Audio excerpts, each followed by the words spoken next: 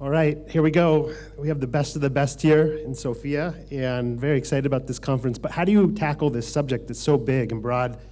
PwC, the global multinational, is predicting that AI will contribute 15 trillion to the economy, to the global economy by 2030. So that's such an important and broad topic, but specifically on AI in journalism, what we tried to do when we put this together, we're gonna have Ken and Abby give us an overview on their keynote of the future of journalism and AI, but we have 3 panels. One's gonna be talking about the practical aspects, so hopefully there's some takeaway there for working journalists to actually get something practical out of the talk. We're gonna talk next about the ethics and the research behind some of this. And then lastly, a little bit broader into newsroom innovation. So we're excited for the day ahead, and is Ken here now? Okay, Ken's joining us online. Abby, you wanna come up? We're lucky to have Abby Bertics here. She's the science correspondent for The Economist. Abby joined in 2022 and has reported extensively on AI and emerging technology. Previously, she played professional volleyball in Greece and did research on a Fulbright grant in Russia and did software engineering at Google. She holds a bachelor's and master's in computer science from MIT. Abby? And Ken, yeah. Ken will be joined, there you are, Ken. How are you? Kenneth Cukier is the Deputy Executive Editor at The Economist and the host of the weekly podcast on technology, Babbage. He's the co-author of New York Times best-selling book, Big Data. Previously, Ken was the technology editor at the Wall Street Journal Asia in Hong Kong and worked at the International Herald Tribune in Paris. In 2002 through 2004, he was a research fellow at the Harvard Kennedy School of Government. Ken is a board director at Chatham House, a member of the Council on Foreign Relations, and an associate fellow at the University of Oxford Business School. His latest book is Framers on Mental Models and AI.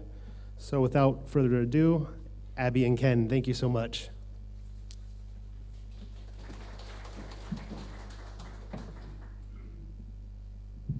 Now I have to adjust the microphone back up, Zach.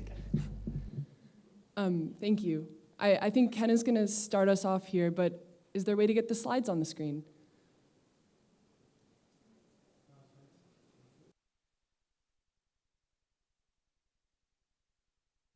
But now Ken's gone. But, oh my God, I'm gone. This is terrible. Actually, maybe they need to see the slides or me. It's a choice. Hey, what do you think is more important, you or the slides? That's a good call. I mean, of course, I have to be humble and charitable and thoughtful, and I'd say, well, of course, it's got to be the slides. I'm a mere vessel for the information. But you know, Kafka said that everyone is a hero in his own universe, and so therefore it has to be me. It's all about me. It's selfishness.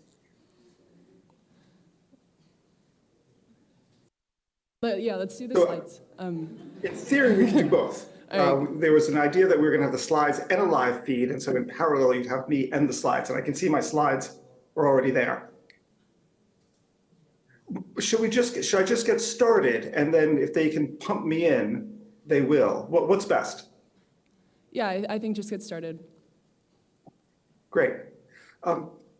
Let's rock and roll. And I'm sure that the team behind us will see if they can find a way to stream me in, because I am here, obviously. So first, thank you so much, Zach. Thank you so much for inviting us and for that generous introduction. It is really a pleasure for both of us to be here today. Now, of course, sadly, only one of us is in situ. Abby Bertics, my colleague, is there. I'm stuck in London, drearily in my prison cell of my office. Well, not in the office yet, getting there, to do things that I couldn't miss in London. So I apologize that I'm not there right now, but I am here this morning because this is such a critical issue, and we are grateful and heartened to see that these organizations that have come together are discussing AI in this year's conference, because it's really the year of artificial intelligence, and particularly for what it will mean for journalism. Now, what is journalism? Well, what is a journalist? Well, that's pretty obvious. We all know what a journalist is. Well, this guy's a journalist. Well, specifically, if you know the film Citizen Kane, he's not a journalist. This is Charles Foster Kane, played by Orson Welles. He is the newspaper proprietor, okay? But still, you get the idea. There's a guy, he's got a fedora on, he's white and he's male, and he's got lots of newspapers around him. He must be a journalist. But journalism is changing because you think, well, with artificial intelligence, maybe there'll be no more jobs. And that's really an issue. Because the fact is, there might still be some jobs. The New York Times recently had an announcement for a job posting. And Abby, if you advance the slide, the New York Times job posting was for a newsroom generative AI lead. Now, it had all of the things that the Times wants, which is someone with experience, and someone with knowledge, and someone with thoughtfulness, and someone with creativity who could work with the management team and work with the newsroom. But the relevant thing is that the job posting has a salary expectation of as much as almost $250,000. So I think we're going to learn several things from this one example. The first is that we are not certain what AI will mean for jobs in journalism, but we know that one guy is going to make a bucket of money.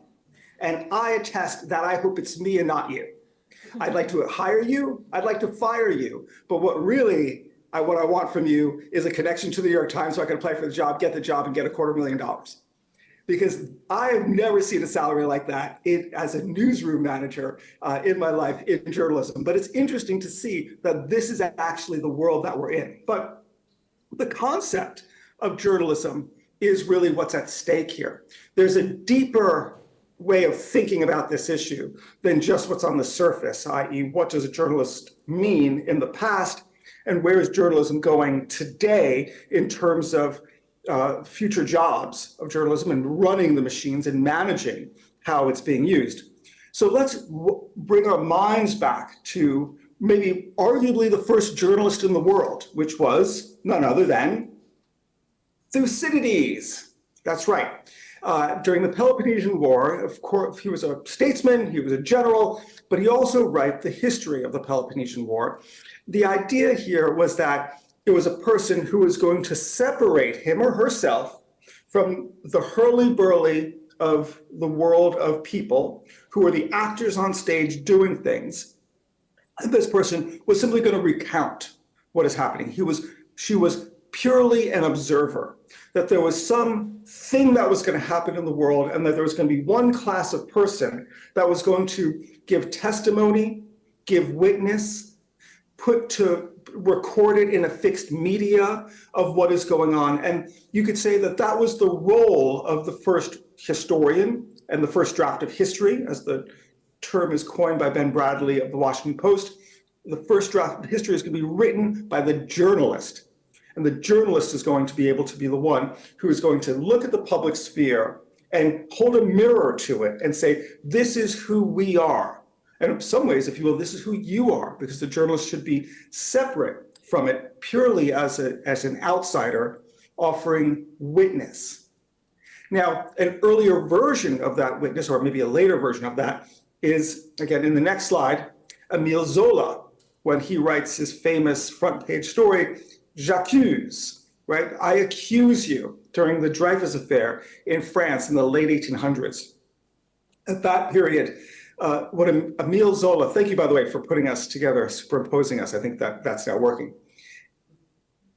Émile Zola was not simply a person to dispassionately explain what is going on in the world.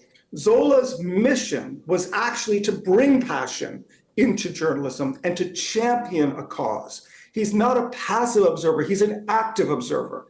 And journalism, when it's at its highest mark, is trying to do these multiple features, these multiple things that are actually in contradiction to themselves, because if you're passive or you're active, those are two different forms of journalism. Typically, the wire agencies, Reuters, Associated Press, are going to try their very best to be dispassionate, to be passive, simply to say, these many people died. These government troops shot into the protesters. these protesters were sending Molotov cocktails into the troops of the government, right? Just without fear or favor in the terms of the New York Times, no bias. At the same time, journalism at its best, actively looks for the problem, points out the problem, says, hey, we've got to fix this.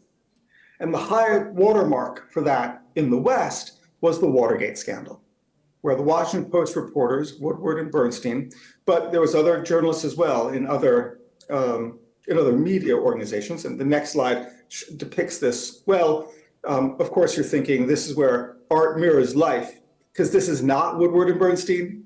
This is Dustin Hoffman and Robert Redford, but I rather relish the idea that most people have fixed in their mind the two handsome actors rather than the real Woodward and Bernstein of Watergate. That where they actually were able to, through dogged reporting, and please read the book or watch the movie, which is based on the book and very good, to really get a sense of the monumental nature of two young journalists, I stress young, taking down the president of the United States. Now, you can only imagine, well, could that happen again in the world of AI if the practice and craft of journalism is becoming algorithmic? Now, as much as we should feel proud of our profession of journalism and the honorable things we've done, we also should be aware that when you think about the broad swath of media outlets, we don't always hit the high watermark and the standards that we set for ourselves. Tabloid journalism is a nature of journalism from its earliest days. In fact, before there were broadsheets and before there was professional standards of journalism, it really was the Wild West, where anything would go, and there was no real professionalism whatsoever. The earliest journalists were actually just the printers, the people who could run the printing press. Ben Franklin is actually an example of that. So on one side, we can say, hey, journalism doesn't always meet its own standards of excellence. At the same time, looking at the public, trust in journalism from the point of view of the public itself has changed also, where if you look at the charts and of how the public looks at media, people have been becoming less trustful of traditional media for a long time. And although this chart is only looking at the last 6 or 7 years or so, this has been a trend that's been going on much longer still, probably since basically really World War I, if you really were to think about it, and we could actually discuss sometime over, I don't know, coffee, why that was such a monumental moment for the press, World War I, in terms of the public's respect for institutions of all stripes of institutions. Interestingly, though, if you look at the far left of the chart, the degree to which younger people are treating social media with the same respect as traditional media is becoming very close to each other, which is deeply revealing and something that the traditional media must keep in mind and sort of have squarely in their optic. Okay. So why does this matter in a world of AI? Well, think about how artificial intelligence works, say ChatGPT and large language models. To understand how the system works, and Abby has a beautiful presentation that's coming after this that will explain a little bit of the details under the hood of how it works. But I'll be very brief and broad to say the system wants to produce something that is good. It wants to produce something that is passable, that's plausible. It doesn't answer your question. It produces text that looks like what a correct answer should resemble. That's really important. It's not answering the question, it's producing a text that looks like an answer, okay?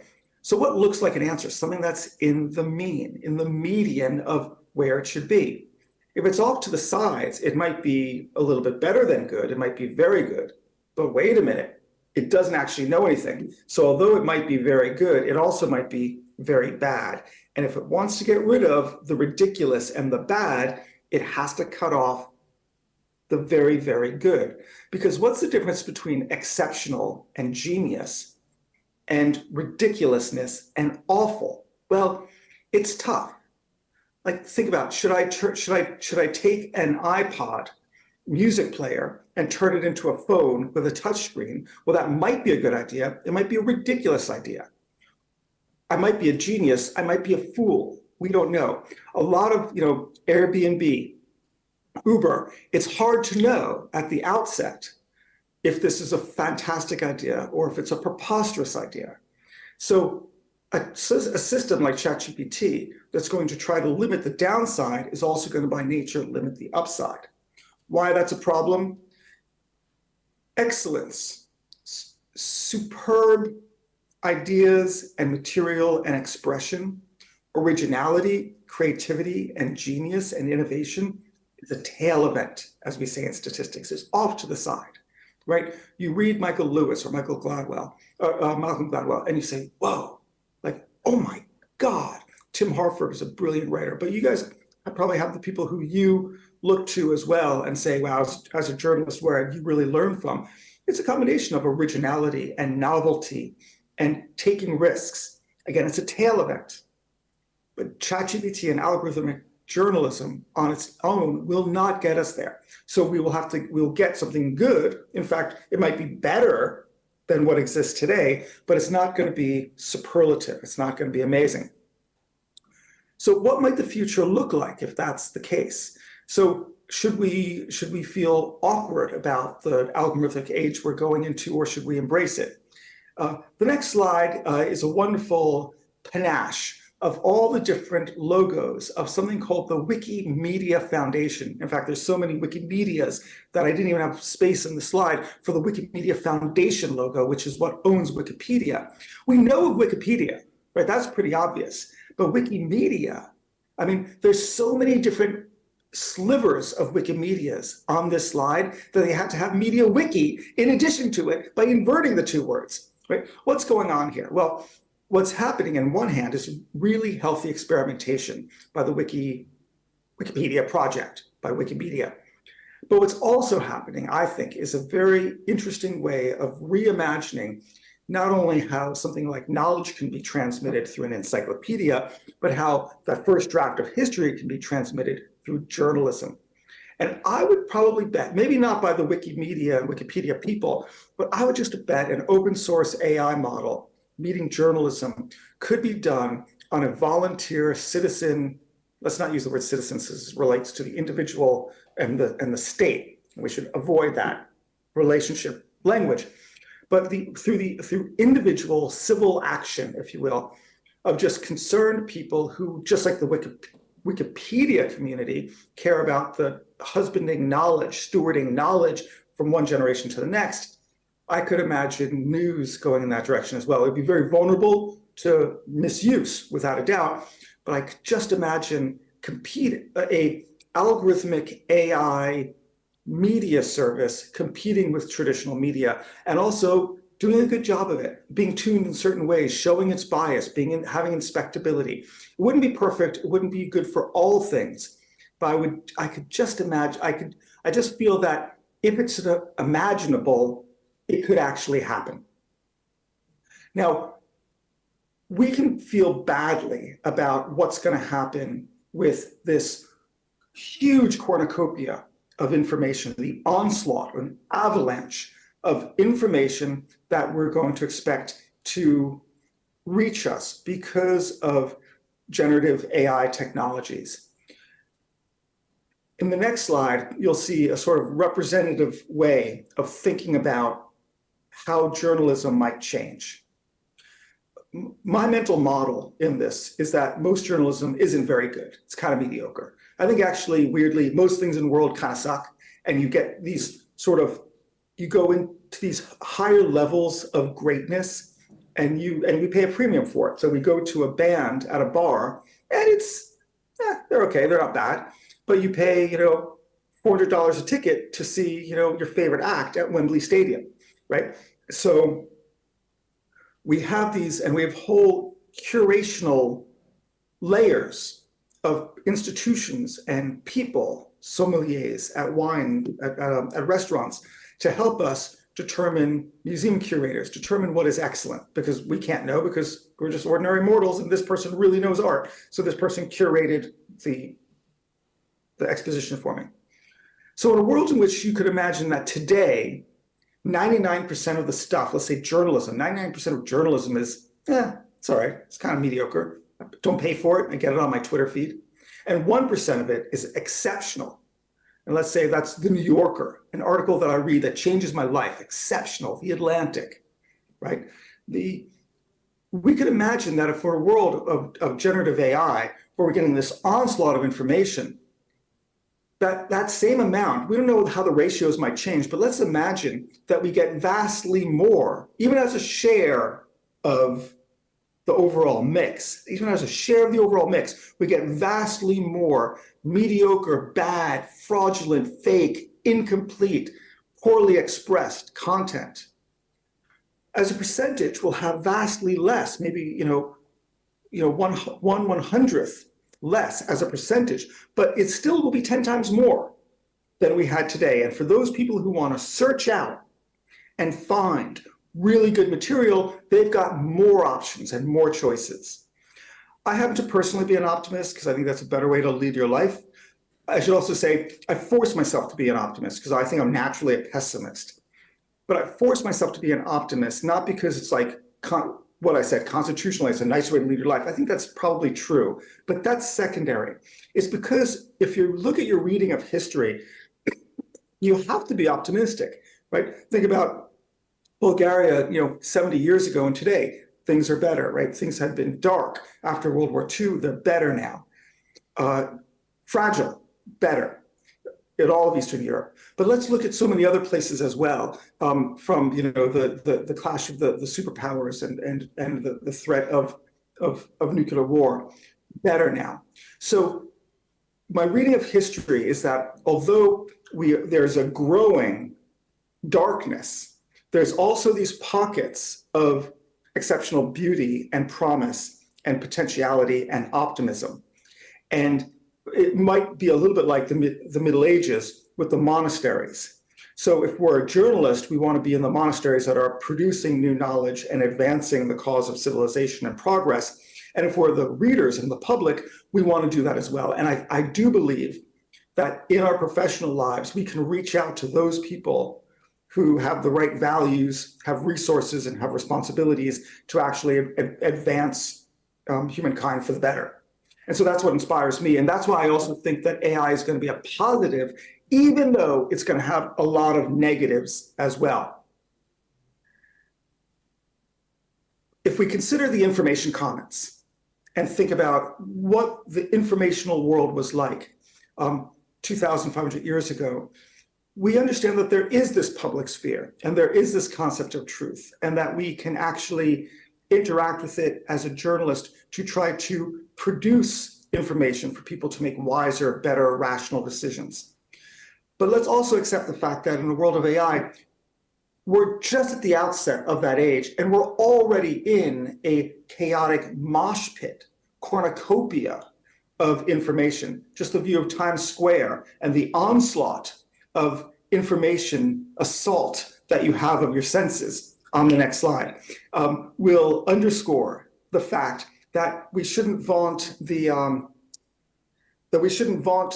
this concept of the information commons as some pristine place that is unadulterated and unpolluted. We already live in a polluted information commons, and most people are quite wise to it. So although we will have this new tool that will increase and deepen the amount of pollution in our informational spheres around us, I think we're going to have to become better at being able to adjudicate, being able to judge what is good and what isn't, and what we decide to put our attention to and to what exclusion.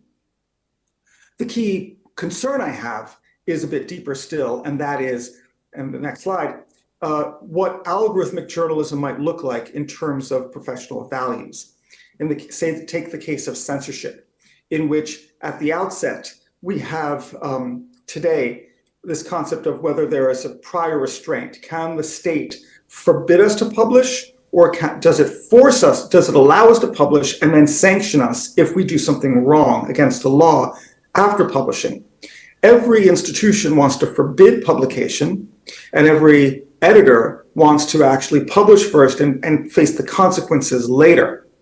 Now, if journalism is being done by an algorithm, it might be programmed in what happens. And if those rules are programmed in, it can't make exceptions. And if it can't make exceptions, then we actually are in a world in which we have algorithmic censorship, even if it's a sort of informal, soft censorship of not treading near a line. That, to me, I find very dangerous. In the Watergate scandal and coverage, Ben Bradley said that there is no prior restraint, whether the Supreme Court knows it or not, right? He was basically flouting the Supreme Court for this higher goal of publishing first and facing the consequences later. That was the bravado of the editor of the Washington Post, who was a remarkable man, of larger than life. But it underscores the fact that if we might lose something precious if we have AI journalism and media owners that are going to be more conservative rather than more liberal. Interestingly, if you had two young journalists at the Washington Post who were challenging the White House and breaking scoops about Watergate, what was going on with the publisher and the owner, same person, of the Washington Post? Like, what was this guy all about? What was the story there? Like, why'd he let it do it and go on? Well, a couple of reasons. The first one is the publisher wasn't a professional publisher. The owner wasn't a professional owner. And the he wasn't even a he. It was Katharine Graham, a female who inherited the job when her husband sadly committed suicide because he had some mental health troubles, Philip Graham of the Graham family. And so she was an outsider, just like these two young kids, Woodward and Bernstein, were outsiders to that community. And that's why we had this very special instance of Watergate. So what could we expect in the future? Abby is going to give us a great rendition of what the world of AI journalism looks like. And we're going to conclude looking at the future and also having a conversation with you, with your questions and your comments and observations. But I'll make a few thoughts that I think we can expect. And the first one is, where will value reside? What will bring value? So the first one is going to be brand. I think that even if we have AI produced journalism, let me say, let me step back.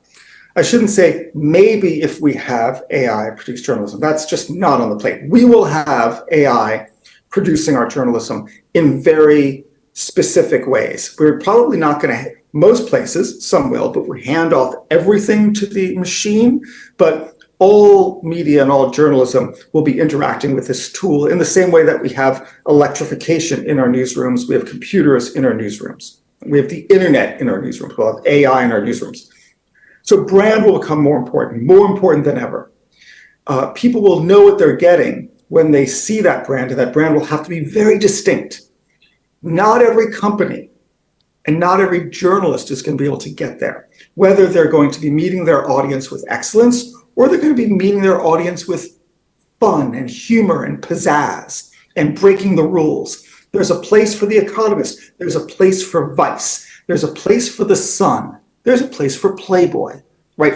I think you're still going to have this huge stratification, but you're going to know your lane really well, even if you're going to go into other people's lanes, right? You're going to know your lane. Brand is more important. The second is, in a world in which we will have a lot of automated content, live content will become more important still. Just like you can buy the record, or you can buy the CD, you can buy the file, right? You can stream the music, if you will, take your metaphor.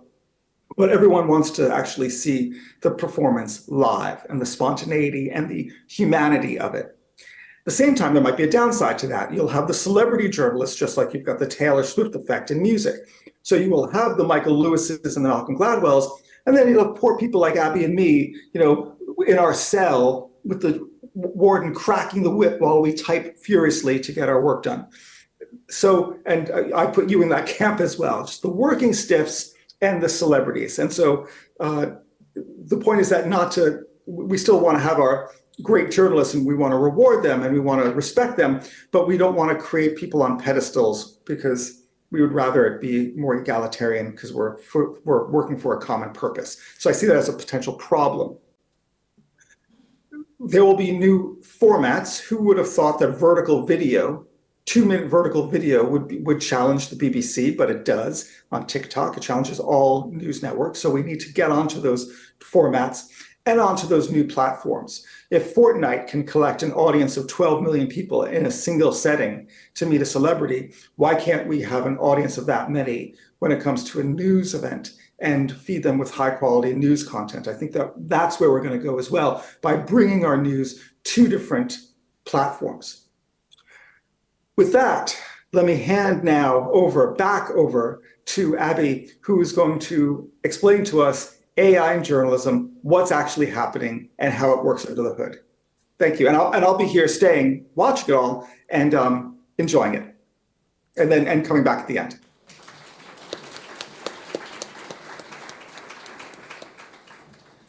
That was awesome, Ken. Кен, това беше чудесно, изключително философско, историческо, етично. Докосна се до всички идеи, които ми хрумват. Ще се опитам през следващите 20 минути да ни приземя в фактите и да се опитаме да разберем какво се случва. Какво е изкуствен интелект, какви са инструментите и как това може да промени работата на журналиста, как може да промени журналистиката. Накрая ще погледнем малко по-философски и ще погледнем към бъдещето. Първо, какво е изкуствен интелект? Ако погледнете полето на компютърните науки, през последните 100-200 години ние се опитваме да ползваме компютрите, за да симулираме човешкия интелект. Това звучи много впечатляващо, но всички тези модели са компютърни програми. Ползват математика, за да се учат от данни и да правят връзки между данни. Това е всичко. И правейки такива прогнози, тази програма изглежда интелигентна. Тя прилича на изкуствения интелект, различна от изкуствения интелект, но се опитва да го симулира. Важно е да го имаме предвид. Това не е човешки интелект. Може да се държи по същия начин на повърхността, но под повърхността механизмите са различни и това е важно. Първо, нов ли е изкуственият интелект в журналистиката? Не знам дали мога сега да прочета списание или да погледна в интернет, без да видя заглавие, което възхвалява изкуствения интелект и неговите употреби. Изкуственият интелект обаче се ползва в журналистиката отдавна за Big Data, големите масиви от данни. Ползваме го в бек-офиса, за да ни препоръчва статии, да транскрибира интервюта. Например, ако сте записали интервю, го прекарвате през изкуствен интелект, за да ви го транскрибира. Субтитриране, как да се показват съдържанието на хората в търсачките. И това за търсачките и препоръки за медийно съдържание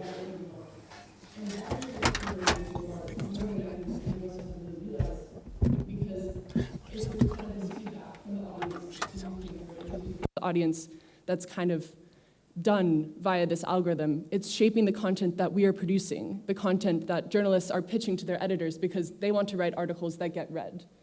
And when you try to write articles that want to get read, that's different than writing an article if you didn't care at all about this kind of search engine or these social media recommendation algorithms. So this just goes to say that AI in journalism isn't new, but the new part of AI that's got everybody so excited is this thing called generative AI. And this is kind of the first time, really, that we've been able to build these AI systems that produce language that looks human. Like, it's very, very hard to kind of take an output from ChatGPT, take an output from a human, and be 100% certain that one is AI and one is human. This is kind of the Turing test, where if you're blindfolded, you don't know who it is, are you able to tell if it's human or not? And I'm not going to say we've passed that because I don't have the authority to do that. You'd have to ask a real scientist. But we've gotten to the point where AI is very, very good at language. And so what is this generative AI? Like, what's actually going on underneath the hood? What is it? So we have this beautiful diagram. We're going to have, I'm not going to do that to you. That would be, you can go to some computer science lecture for that. This level of granularity. So this is actually what's going on under the hood. You have a bunch of matrices, a bunch of vectors, a bunch of math, trying to link all together. But that isn't important. There are two main things that are important to understanding under the hood what is happening with generative AI. And the first fundamental principle of how generative AI works is that it's just trying to predict the next word. I suspect that as humans, we kind of do this as well. Like when you're listening to me speak, your brain is trying to figure out what word is coming next. And if I stop, then you are still trying to figure out what comes next. And it's kind of, that's how we learn. We try to predict what's next. So we're going to have, this is going to be a classroom exercise here. We're going to try to predict the next word in this sentence. There's only one word to begin with. It's Ken. Anyone have a guess for what the next word might be? All right, well, we're going to say ate. So it was a verb this time. So now we have Ken ate. Next word. What do we think Ken ate? Ken, do you know what you ate? All right, I'm going to hope that the slide comes back on. Abby, I thought this was going to be Ken is a. No, your prediction was wrong. You have to retrain your model. What a pity, you missed opportunity. All the insults that would be coming my way. Can I have the slides, please? Cool. Ken ate some eggs for... All right, I hope that... What's this last word? Breakfast. Yes. Okay, you guys are all great language models right now. So what the model does is it basically goes through all this language, and it keeps trying to predict the next word. And as it gets it wrong, it'll kind of update its model to what it should be so that it tries to get most of the words right most of the time. And in doing so, it's able to kind of learn language. Pretty cool. So there's the second fundamental principle, which is while it's predicting the next word, what it's doing is it's making these connections between the words in the sentence. It's trying to figure out like what the relationship is between words, between parts of words, between like concepts and ideas even, between sentences, between paragraphs, between themes. This is called attention. It's kind of the basis on which this new AI architecture is made. And attention is all about making these connections, drawing associations between things. So this is a video. I'm unsure if the video is going to work. Maybe, maybe not. Oh, no. Okay, well, the video will show that as kind of, will go down word by word on the left, and it'll say like, okay, the has the strongest connection between the and promise. And then promise will have a strong connection with the, like models will have a strong connection with large and language. It's just trying to kind of, all of these words are not just completely separate floating around. There are connections between them and connections between the ideas. And as it's kind of learning these connections, it's able to learn about concepts and learn grammar and learn structure and learn all of these things. So we have making predictions and learning these connections. And then, of course, there's the technology secret sauce. So all of this stuff was kind of, this architecture, we figured out in 2017. But ChatGPT was in the 2020s, right? So what happened and what changed between 2017 and the 2020s, and all this AI stuff actually was in like the 1950s even. They just didn't have strong enough computers. So the technology secret sauce are these things on the left, which are called GPUs. They're basically really, really, really fast math people. They go boom, boom, boom, boom, boom, boom, boom. They do the matrix multiplication super fast. You had tens of thousands of them. The largest clusters I've heard of now have hundreds of thousands of these. So that's just like hundreds of thousands of computers connected to just hold one, to just train one large language model. You also have millions of documents, kind of the entire internet, so to speak. and weeks of training. So this is just like an operation at a massive scale that is super impressive technically, that has kind of allowed these predictions and these connections to turn into something that kind of simulates human language and human understanding. If you don't quite understand how you get from A to B in that sense, that's okay, no one does. It's just cool to think about. So one interesting thing I found from working with these models a little bit is that the pre-trained models alone aren't particularly useful. So you have the predictions, you have the connections, and you start. You ask the model, like, okay, explain the moon landing to a 6-year-old in a few sentences. And it'll respond, explain the theory of gravity to a 6-year-old, explain the theory of relativity to a 6-year-old in a few sentences, explain the Big Bang theory to a 6-year-old, explain evolution to a 6-year-old. And you're like, okay, that wasn't a very good explanation. This model, you never kind of told it that it had to answer questions. Like, it never really learned to do the question and answer thing. So this pre-trained model might understand concepts, like it learned that gravity and relativity are close to the moon landing, that they're related. But it didn't really understand the specific task that you want it to do. And in that case, it's not particularly useful to us. So there's some extra technical layers on top of the connections and predictions. One of them is called fine-tuning. This is basically just taking the pre-trained model, using kind of domain-specific data. So say we want to get really good at question and answering, or say we want to get really good at medicine, or really good at baking chocolate cakes. You can fine-tune it on this kind of specific data, and the large language model will get a lot better at the task. You're kind of like, okay, you're generally trained, and now we want to give you something to do. So in this case, if you fine-tune the model, it'll actually give a reasonable answer. People went to the moon, and they took pictures of what they saw, and I didn't memorize this, but continue, it was a reasonable answer. And there's other things that you can do on top of this. There's this thing called reinforcement learning with human feedback that you can use to kind of make these models safer to use, so that if someone goes up to the model saying, hey, I would like to make a bioweapon to kill a lot of people, it will say, I'm sorry, I can't help you with that. So there's ways to kind of manipulate the weights, the connections in the model to kind of make them more helpful, make them harmless, learn about different domains. But underneath all of it, it's this prediction machine that has kind of learned the connections between various words and concepts on the internet. One person I heard describe it to me as what a language model is this kind of a very fuzzy picture of the entire internet. Which, I don't know, useful thing. And what is really, really cool about this is this kind of phenomenon called emergence. So these models do more than they were explicitly trained for. Like we just said, hey, predict the next word.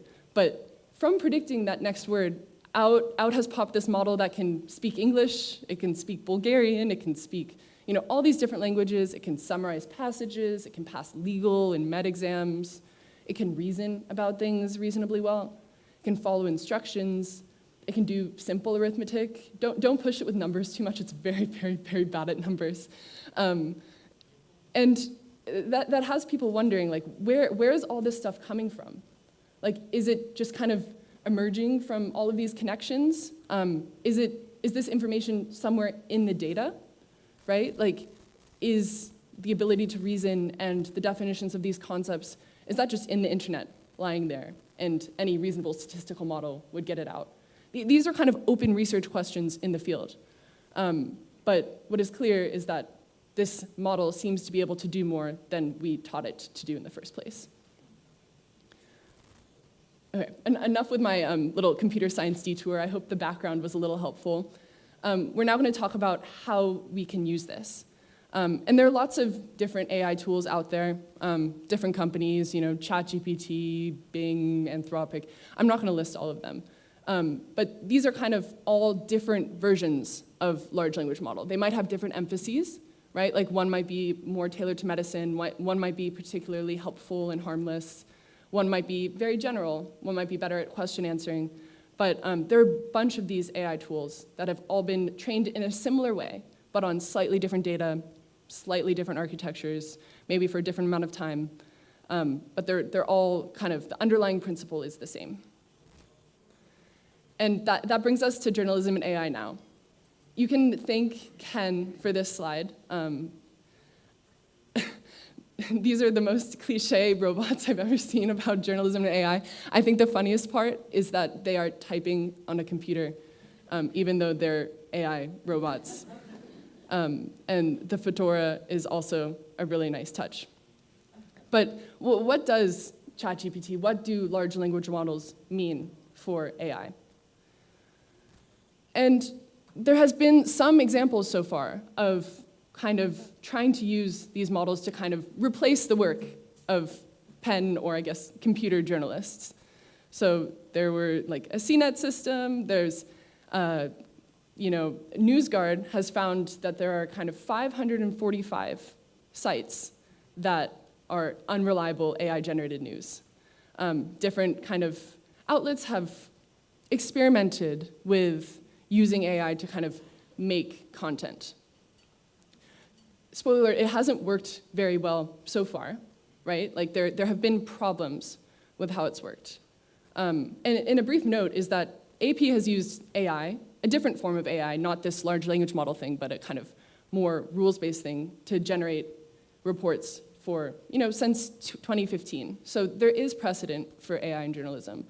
But it seems that as it currently stands, the way that the system works, AI isn't there yet. We don't have the trust there yet that it can replace the entire stream of work. But people are working on it. And there's surely many other examples that we're not even aware of.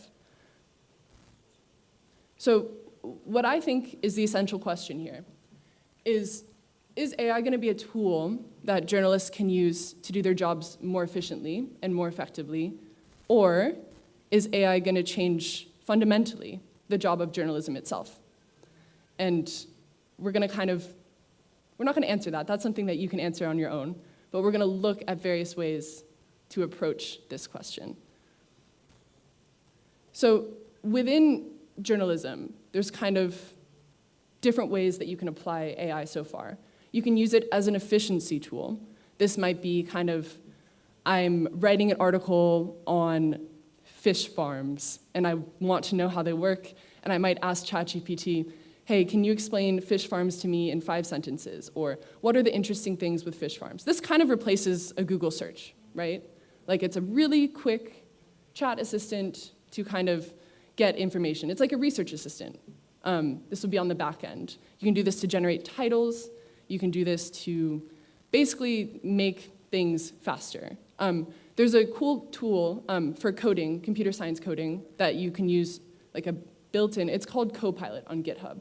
And they found that using this generative AI can make you up to 55% faster at coding.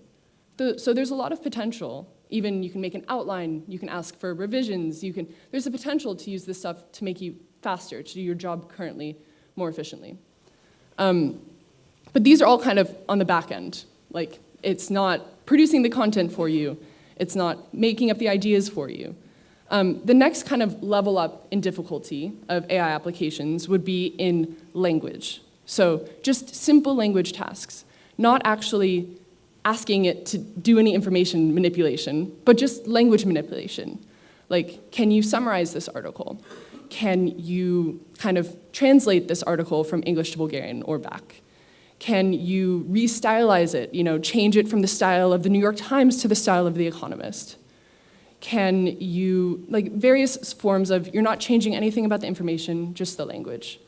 Kind of even harder might be changing the medium. So you have a written article, and can you use AI to generate a video or to generate a podcast? And then the hardest, those I already said. The hardest job is to using AI to do knowledge tasks, to kind of analyze ideas, to generate ideas. And the reason that this is riskier and harder to do, one of them is hallucinations. And I'd briefly like to talk about hallucinations in that kind of everything the model makes is a hallucination. So it's less about the hallucination and more about the deciding which ones are we agree with and which ones we don't agree with. But that's very risky as a news organization when you need to kind of say the truth. And then there's the other thing, which is AI, these models are very good about interpolation. So if you have like 3 dots, it can fill in the line between the dots, but it's very bad about extrapolation, kind of continuing that line outside of the dots. So within what we already know, it can kind of figure stuff out, but outside of what we know, it's a little more difficult. And Ken added the transformer picture. So one kind of argument about AI is that it will liberate journalists from kind of the daily drudgery, the grunt work of monotonous tasks, and this will free us to have more time to do the exciting things, the stuff that really matters and will lead to better journalism. I'm not 100% sure if I buy that argument, because as these tools evolve, expectations also evolve with it. So, you know, I'm expected to do more now because I have access to the internet and Google and Zoom than someone might have been, you know, like a high school research paper now, you're expected to do more because you have access to Google than you were in, you know, 1950 when you might have had to walk to a library, look at the library books, etc. So as the tools evolve, the expectations do as well. And what this might mean, this might not be true, but it could mean fewer people doing more work, right? US newspapers had almost 500,000 staff in 1990. And then come 2016, it was only 180,000. So as things get automated, does this mean that there will be less staff? It could just be that the staff are in different spots now, right? Like, it could be that staff now kind of turn towards fact-checking or editing rather than producing rote content. And also, I wonder if there's utility in doing the drudgery. Especially someone who's a relatively new journalist, right? Like, it's important, I think, when you're training to do the more boring stuff, so you learn how to do that boring stuff and learn what might be automated later, right? You have to learn the rules in order to break them. So I want to talk about one possible future. This isn't necessarily like a near-term future, but it's just an intriguing future to look forward to. And this would be AI as a product. So gone are the days of static paper articles. Gone are the days where you are one person giving that one article to like everyone, broadcasting it out. And instead, you have like this AI interface, say like a ChatGPT, but it's customizable. So rather than reading an article, you know, you read it, it takes 5 minutes, you might be interacting with the chatbot to get that information from the article. And these articles won't be static text, right? So this means that maybe you have the article, and I only have 2 minutes to read it. I'm in a rush. I ask it for, hey, can you give me a 2-minute summary of the information? Or say I really was interested, and I want, 20 minutes. Hey, can I have a longer article on this? I want more information. How about language level? Like, as a language learner, I think this would be really, really useful. If you could say, hey, I'm pretty new, like the model will know that you're pretty new to this language, so it might choose simpler, easier words that you might already know, and thus make you more likely to understand what is being written. You can even personalize the medium, right? Like, if you're interacting with an AI model, it could give you video, it could give you audio, it could give you graphs, it could give you text. It can kind of blend all of this stuff. And it can allow you to ask questions. Often, I'll be reading an article, and they'll mention this like philosopher or this name that I don't know, and I just have to go to like a separate page, Google it, be like, what is this? And if there was kind of an interactive article, you could kind of ask that question, and it could be built into the article itself. So interacting with this kind of dynamic form of ingesting content rather than just having a piece of paper that you can read. And the question becomes, what is the journalist's job here? Because I spend a lot of my time right now banging my head against a wall trying to figure out like what words to use, what sentences, in order to make it easiest and like most useful for readers to read. And in this, the job of a journalist, is it kind of a raw material collector? Like, am I just gathering the information that I think is useful and presenting it to you? Am I deciding which information to be included? Am I analyzing it all and then kind of writing that for the AI system, but not necessarily for the end user, right? Does that kind of new framework, does that change my job significantly? It changes it slightly in terms of writing. It definitely changes the output, right? The output is more personalized and allows people to kind of choose what they want more. But it might not change the information of the content, it just changes the way in which you're consuming it. So this is all speculative, right? This could never come to pass. But this is one possible future of AI in journalism. So there's kind of, Ken was talking about, there's a case for gloom and also a case for boom, right? There could be more fake news, there could be more disinformation due to AI because it kind of lowers the threshold for production. Keep larger filter bubbles. If everything is personalized, then all of a sudden you're kind of only seeing the information you want to see, and that's very dangerous, right? Like all of a sudden we don't have this shared information public sphere, but we have separate little bubbles. But on the good way, it helps, like maybe it makes this quality more important, right? It makes like having good analysis even more exciting when we have information and content everywhere. We want someone who we can trust, like, hey, this is the one thing out of these 10 million things that you need to pay attention to, and this is why it's important. And it sounds pretty exciting and fun to use rather than, I don't know, like a 5-minute article. You can have more engaging back and forth. And to end with a few observations, and then I think Ken will have a couple as well. I think there's a lot of hype about AI right now, and it feels like it's inevitable, right? Like everyone is jumping in on it, and it feels like if you don't also jump in, you will be too late.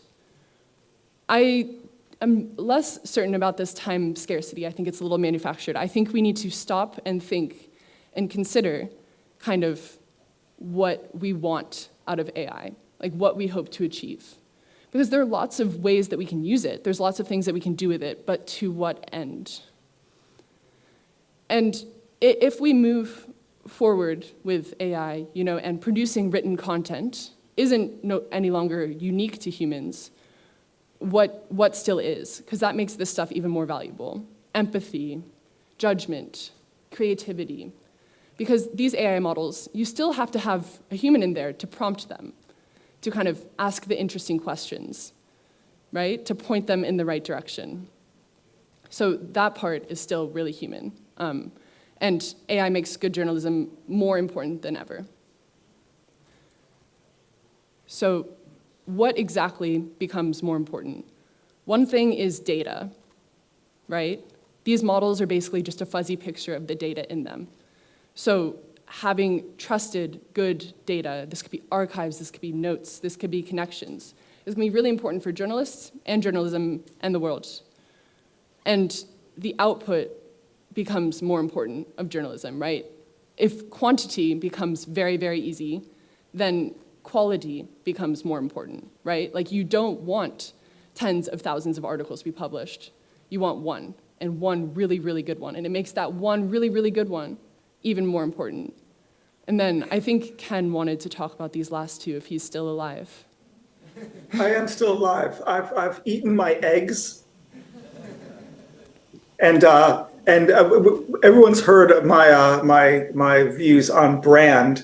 I guess the final part, which I think Abby would agree with as well, would be this idea of humanity, of bringing the personal touch of the journalist and the way that an individual in face of reality sees the world and wants to make a contribution to it by informing the world of the world through their filter, their mental lens, and their values.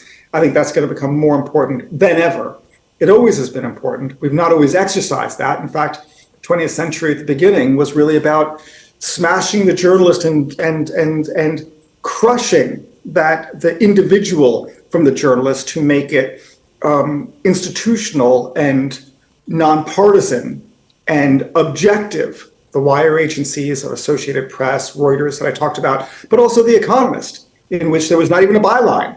Right? I think we're going to shift again into a new world in which we want to bring the human being back at the center, like Émile Zola, J'accuse, back at the center of the craft of journalism. We have blown through our time, and I apologize to the organizers and to you. I mostly apologize to Abby because I did twice as long as I was supposed to in our preparation for this. So my apologies to her for shrinking that that period. But we both, unless Abby has some final remarks, we both are here to answer your questions and to have a spirited conversation that's going to last a decade on these themes. And thank you. Thank you very much.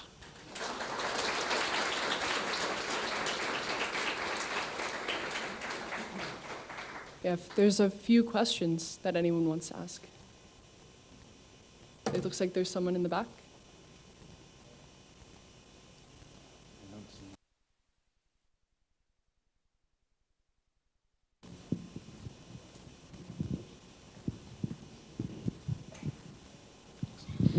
Leo Enright with the Irish section of the AEJ. I'm also 40 years ago, I was a WPI alumnus. It's a long, long time ago. I really enjoyed this. It's been very helpful. And Abby, I do understand there was AI and now there's generative AI, but could you help me with context? I mean, this generative AI didn't come out of whole cloth. It must have come from somewhere. I mean, was this a black project in CGHQ or in the NSA? Has this been used for 20 years by the black art people and we're just discovering it now? Can you give us some context to where the hell this came from? So generative AI has been around since the 90s, actually. It was a different architecture, like a different form, but that kind of general thought of predicting the next word to generate something. Like, that's not new. The thing is, the reason you haven't heard of it is just really shitty. Like, it didn't work.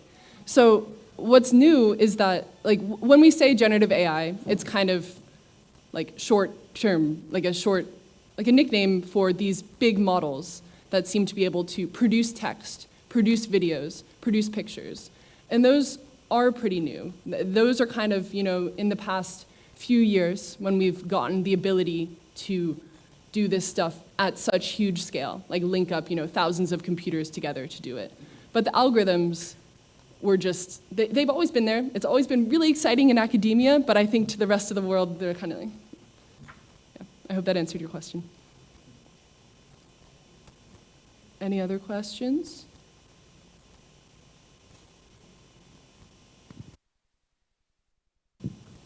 Hey, Nikolai Stoyanov from Capital Weekly here in Bulgaria.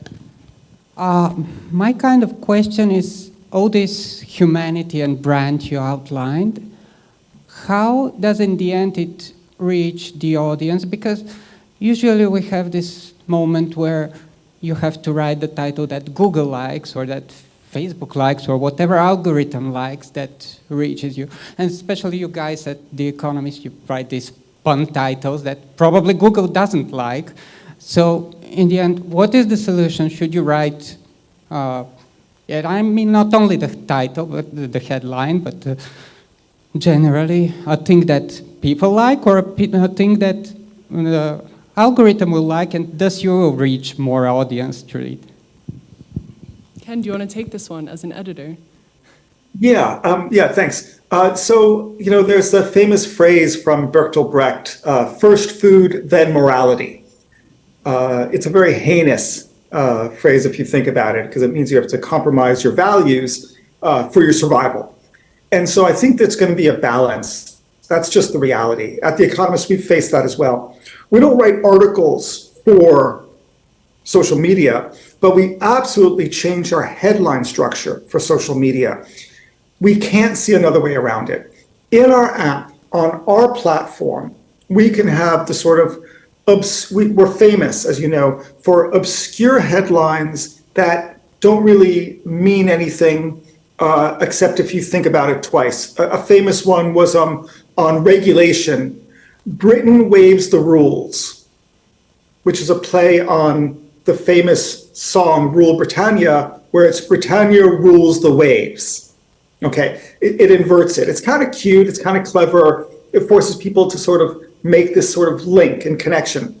But it would mean nothing, literally nothing, if it's about the Digital Services Act and the UK abandoning, a European legislation. Like, that's what people want to see. So what we do is we edit the headline for the algorithm or for the user, as well as for optimized for search or any other social platform, that explains what is in the content of the article.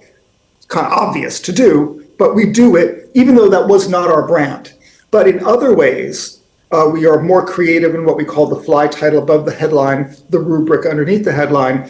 And when we're on our own platform, we allow ourselves to say things that are a little bit more crazy and zany and peculiar, that are not optimized for the algorithm. So I think a media company needs to do both.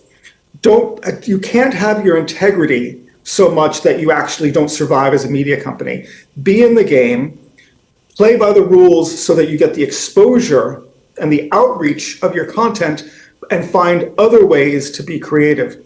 What I would not do is try to distort your media to serve the platform, because the platform's values will change. You really have to serve your audience and then hope to work within that to communicate it through the platform. But don't just try to feed the platform and what you think the platform wants. It's got to be about the audience, because in many examples over the last decade, a lot of media companies, Now This News, AJ Plus, and others, not Correspondent, but others, have went very much, for example, into video for Facebook, and then Facebook got rid of a publisher-oriented video, and these companies had built up their franchises, and the business was gone, right? So definitely go for the ground truth of what the audience wants, and then play by the rules for outreach through the platform. Maybe one more question.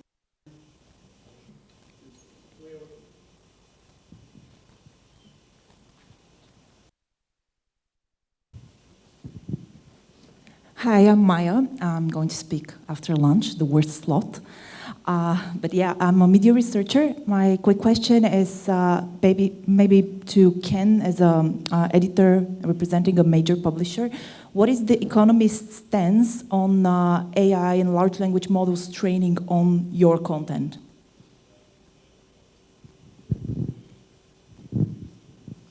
I think I heard that, and I think that was what do we think at The Economist of training AI on our Economist content? Exactly. Is that? Yes. Okay. Do you mean, so let me ask, do you From a mean that in copyright terms perspective? of us building something that we give to the public trained on our model, or the fact that OpenAI and others might be using our content without permission, which is the question? The latter. The latter. Yeah. Using it without permission. Yes. So I'm trying to think what we are doing. If I recall, the latest has been, I'm not 100% certain, so I'll just say, I don't want to speak for The Economist here. So let's just say it's not off the record, but on background. But please don't quote me, if you will, because not that I'm not authorized to speak for The Economist, I'm not, but also I just don't know, right? And if one wanted to really know the answer, just email us, we can find it out and what we communicate. But my feeling is, to answer the question in this context, informally, is that we're watching is it a lawsuit with the New York Times to OpenAI? Certainly there was might be a formal cause of complaint. I don't know if it's actually a lawsuit or if it's a letter asking them, but either way, as we all know, the New York Times has contacted OpenAI and said, take us out of your system. I know we're watching that closely. And I remember that we've done something, and I forgot what it was, but we are definitely, like other media companies, sort of large media companies that have a large repository of information, we're definitely concerned, and we definitely want to uphold our economic rights in terms of copyright and how it's being used. But I forgot exactly the specifics, but that's definitely good enough. I mean, we're definitely, like the New York Times, deeply concerned and watching this space. At the same time, The Economist stands for progress, right? So it's not that we don't want to do it. We just want to do it in a way that we exert our control, and we can experiment, and we can maybe partner with them in that experimentation. So we're in favor of this technology. In fact, as you can tell, we think it's the future of the profession and the future of how audiences will get information, but we just want to uphold our economic rights. I think one more question here, and then we'll... Hello. My question is, do you think that if you, for instance, used AI for optimizing the title, you should announce warn the audience that you used AI?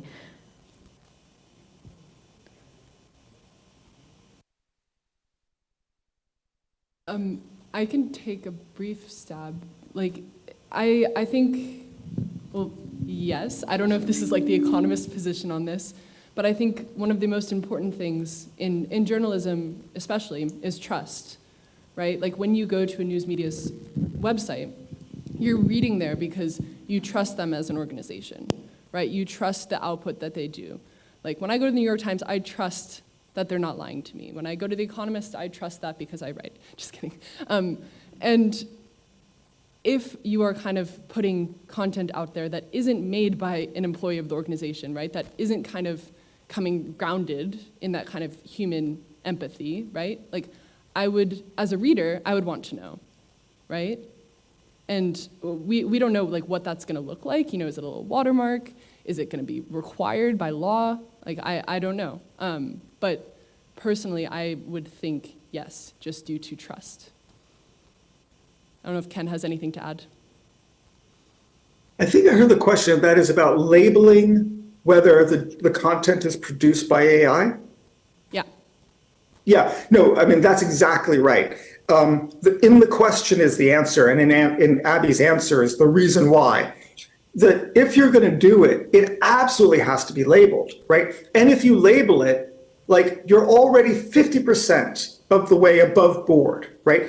It would be wrong not to label it and then just to put it out there. But if you're going to do it, just labeling it obviates the first hurdle of problem. The second thing it does is it signals that if there's a if people object to it, if there's something wrong with it, the audience will give you a little bit of leeway because they will see that it was done by an AI. And the third, as Abby pointed out, just to reiterate, is that by being transparent, you are maintaining that level of trust with the audience. And the audience is going to respond to it. They're going to respect that more, right? So yeah, I think that labeling is going to be, it doesn't solve the problem, but it gets you into the game in a very healthy way. And if you don't do it, then you've got a big problem. Right, then I think you're doing something, then you're masquerading, then it's deceptive, and then it's wrong. Awesome. Well, thank you very much for your time and for the invite.